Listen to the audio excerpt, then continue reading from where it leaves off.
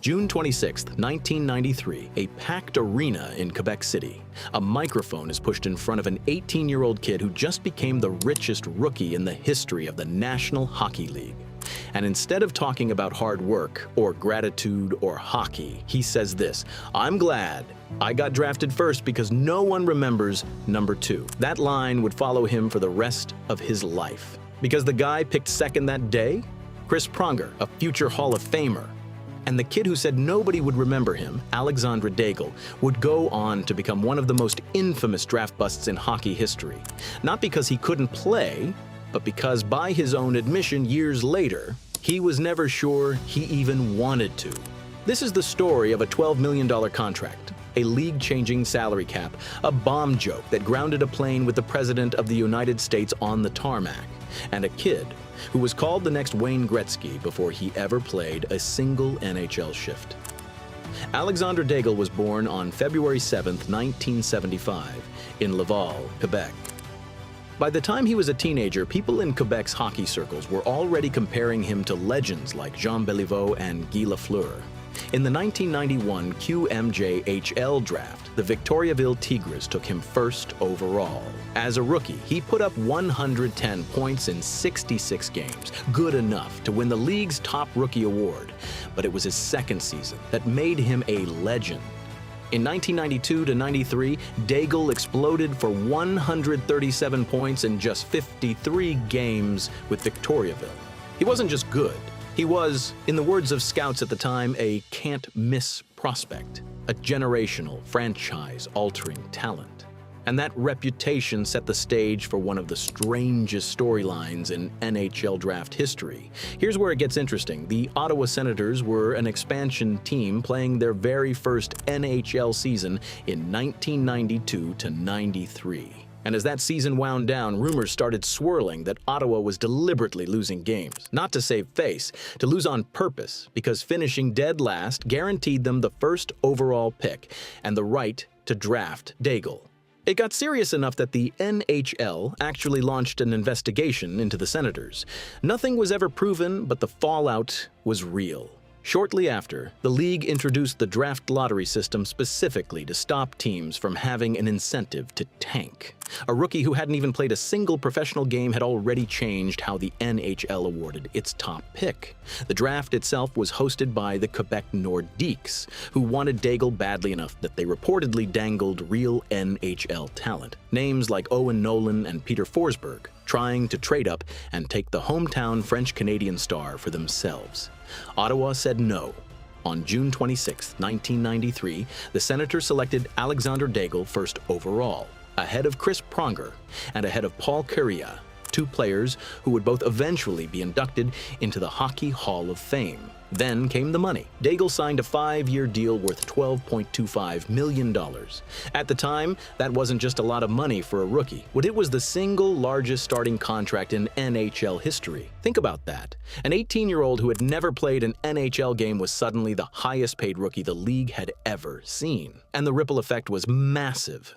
Daigle's contract is widely credited as one of the driving reasons the NHL introduced a rookie salary cap just a few years later, specifically to stop young, unproven players from commanding that kind of money before they'd proven anything at the professional level. He was a walking headline before he'd even laced up his skates for a regular season game. To be fair to Daigle, his rookie year wasn't a disaster. On a Senators team that had almost no offensive talent around him, he scored 20 goals and put up 51 points, actually winning NHL Rookie of the Month honors in October. During the lockout-shortened 1994-95 season, he was on a scoring pace that projected out to nearly 30 goals and 66 points over a full schedule. He even took time away from Ottawa to rejoin his junior team and represent Canada at the World Junior Championship, where he won gold. For a moment, it looked like the hype might actually be justified. But there was another rookie on that same Senators roster who was quietly doing something Daigle couldn't, outplaying him. His name was Alexei Yashin, and he'd actually outscored Daigle in every single season the two played together in Ottawa. Yashin put up 30 goals and 79 points that same rookie year, nearly double Daigle's output. And yet, Senators management kept pushing Daigle as the face of the franchise, even lobbying for him over Yashin for Rookie of the Year honors. It created real tension in that locker room. Yashin eventually held out for a new contract, frustrated that his production wasn't being matched by his pay, while a struggling Daigle kept collecting his $12 million check.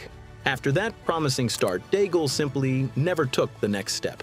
He would hit a career high of 51 points 3 separate times across 10 NHL seasons, but he'd never top 26 goals in a single year. And he'd never come close to superstar production again. And off the ice, things got strange. Before his rookie season, Daigle appeared in a full-page hockey card advertisement dressed as a nurse, an image that would follow him around for the rest of his career as a symbol of a young player more interested in the spotlight than the ice. Looking back on it decades later, Daigle admitted nobody around him had the experience or the nerve to tell an 18-year-old superstar that maybe that wasn't a good idea. Then, in September of 1996, came one of the strangest moments of his career. While chatting with a flight attendant on a U.S. air flight with the team, Daigle motioned toward a laptop belonging to the team's director of team services and joked, "Watch out for your bomb there." The flight attendant didn't find it funny. She alerted the captain, who alerted ground control, and police were called in. What Daigle didn't know was that then-President Bill Clinton was also on the tarmac at the Pittsburgh airport at that exact moment, which meant security was already on high alert. Daigle wasn't prosecuted, but he was fined $300 and pulled off the connecting flight. By November of 1995, Ottawa's head coach and assistant coach had already been fired, in part after benching Daigle down to the fourth line. As late as 1997, the Senators were still trying to build the team's identity around him. They even introduced an alternate logo that fans widely believed was modeled on his face. But early in 1998, after 4.5 seasons and just 74 goals, Ottawa finally gave up. They traded Daigle to the Philadelphia Flyers for prospect Václav Prospal and another former first-round pick, Pat Falloon. What followed was a fast, dizzying tour of the NHL. From Philadelphia, Daigle was flipped to the Edmonton Oilers, who turned around and traded him to the Tampa Bay Lightning on the very same day. He lasted just 32 games in Tampa before being sent to the New York Rangers. By the end of the 1999 to 2000 season, at just 25 years old, Alexandre Daigle, the kid who was supposed to be the next generational superstar, was out of the NHL entirely. Here's where the story stops being about hockey and starts being about something more human. Years later, in an interview on Radio Canada, Daigle admitted something remarkable. He said he never actually wanted to play hockey, that he only stuck with it because of his natural talent. In a 2024 Amazon Prime documentary called Chosen One, Alexandre Daigle, he went even further, describing how he'd fallen out of love with the game as far back as his junior hockey days, before he was even drafted. He described entering what he called burnout-type mode, saying he would start crying after games for no reason he could explain, at a time when nobody around him, in an era before sports psychologists were common in hockey, was equipped to help him understand what he was going through. He was simply told to suck it up. So when he walked away from the NHL at 25 years old, it wasn't really sudden. It was a kid who'd been running on empty since he was a teenager, finally stopping. During his 2 years away from the game, Daigle didn't disappear. He leaned all the way into the celebrity life he'd apparently wanted all along. He played in a recreational hockey league in Los Angeles alongside actor Cuba Gooding Jr. on a team owned by producer Jerry Bruckheimer. He co-founded an event promotion company called Imposter Entertainment, whose first big project was a Sheryl Crow concert timed around the Canadian Grand Prix in Montreal. But 2 years without a steady paycheck will change your perspective, and Daigle decided to attempt an NHL comeback. In 2002, Daigle signed with the Pittsburgh Penguins and made the roster. The following year, he landed with the Minnesota Wild, where something unexpected happened. Under head coach Jacques Lemaire, Daigle actually rediscovered his game. In the 2003 to 2004 season, he matched his career high with 51 points, 20 goals, and 31 assists, leading the Wild in scoring that year and earning a nomination for the Bill Masterton Trophy, an award given to the player who best exemplifies perseverance and dedication to the game. It was, in many ways, the redemption chapter nobody expected, but it didn't last. By March of 2006, Minnesota waived him, and his NHL career, 10 seasons, 616 games, 129 goals, 327 points, and 0 Stanley Cups, was effectively over. Rather than walk away entirely, Daigle went to Europe. He signed with HC Davos in the Swiss National League, and over parts of 4 seasons there, he became a genuinely dominant player, averaging better than a point per game and winning multiple league championships with the club. A journalist who visited him in Switzerland during this period would later describe seeing something in Daigle that people around the NHL had spent years questioning: a real passion and love for the game. It's one of the more interesting twists in this whole story.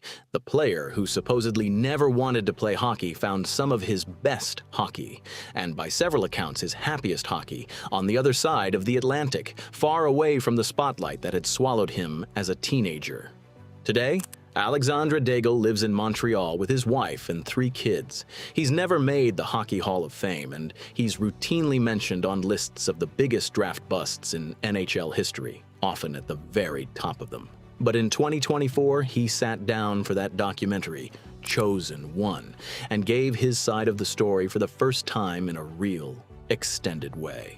He said his own kids had never actually seen him play, and that he wanted them to understand what he went through. Looking back, Daigle has pushed back a little on the bust label, pointing out that Ottawa was a brutal environment for a young player to develop in, an expansion team that missed the playoffs in nearly every one of his seasons there, with almost no talent around him, and pressure amplified by the fact that he was a French-Canadian phenom playing in a market that expected him to be a savior. He's also been open that his struggle was never really about talent. It was about a teenager who was handed fame, fortune, and unbearable pressure before he'd figured out who he was, and who spent the rest of his career trying to find his way back to a game he once says he genuinely loved as a kid, before it started to feel like a job he never signed up for. So, did Alexandre Daigle actually hate hockey? Not exactly.